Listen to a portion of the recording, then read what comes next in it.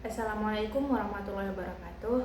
Perkenalkan, nama saya Muizati dengan NIM 25042016. Nah, di sini saya akan mempresentasikan hasil resume saya dari materi pertemuan ketiga pendidikan agama, yaitu tentang konsep dasar pendidikan agama Islam. Jadi, apa itu pendidikan Islam? Nah, pendidikan Islam bukan cuma soal mendengarkan ceramah atau hafalan saja, teman-teman. Jadi, pendidikan Islam itu adalah proses menyeluruh untuk mengembangkan akal, hati, jiwa, dan fisik kita supaya jadi manusia yang lebih baik. Ada tiga istilah penting yang harus kita ketahui, yaitu yang pertama tarbiyah. Nah, apa sih tarbiyah itu? Tarbiyah itu adalah proses tumbuh kembang potensi diri kita secara pelan-pelan dan sabar.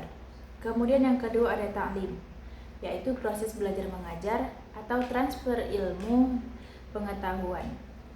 Yang ketiga ada ta'dib, yaitu fokus ke pembentukan adab, karakter, dan etika moral. Lalu, apa sih tujuan akhirnya? Nah, tujuan akhir atau tujuan utamanya ada dua dimensi, teman-teman. Yang pertama, ke atas atau spiritual. Nah, yang dimaksud adalah supaya kita makin dekat dan punya hubungan yang tulus dengan Allah SWT. Yang kedua, ke samping atau sosial. Itu supaya kita punya akhlak mulia yang membuat hidup bahagia baik sekarang atau di akhirat kelak. Kemudian potensi yang kita punya. Nah, menurut pandangan Islam, kita lahir dengan 3 potensi dasar yang perlu diasah. Yang pertama yaitu potensi memberi manfaat. Bakat kita buat bantu yang lain dan jaga alam. Potensi yang kedua yaitu potensi ketuhanan. Sisi spiritual yang bikin kita merasa terhubung sama Allah. Kemudian potensi merusak. Sisi negatif yang bisa bikin kacau kalau tidak kita kontrol lewat iman dan akhlak.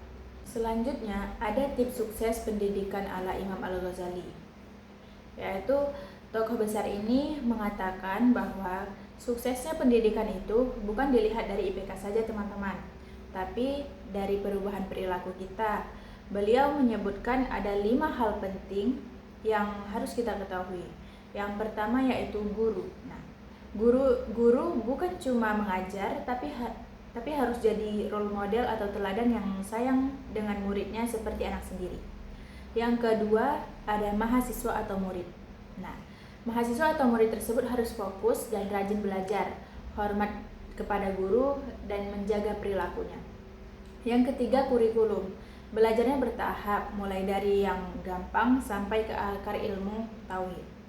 Yang keempat ada lingkungan, teman-teman, yaitu keluarga, kampus, dan pergaulan harus mendukung pertumbuhan karakter yang baik. Dan yang terakhir yaitu ada tujuan. Tujuan ini yaitu semuanya balik lagi untuk mencari ridha Allah dan kebahagiaan yang hakiki. Nah, jadi teman-teman, pendidikan Islam itu adalah cara kita untuk menjadi manusia seutuhnya, yang pintar otaknya, baik hatinya, dan baik juga perilakunya. Nah, oke teman-teman, mungkin hanya itu saja yang dapat saya pahami dari materi pertemuan ini. Hanya ini mungkin yang dapat saya sampaikan. Mohon maaf jika ada kesalahan. Saya akhiri billahi taufiq wal hidayah. Wassalamualaikum warahmatullahi wabarakatuh.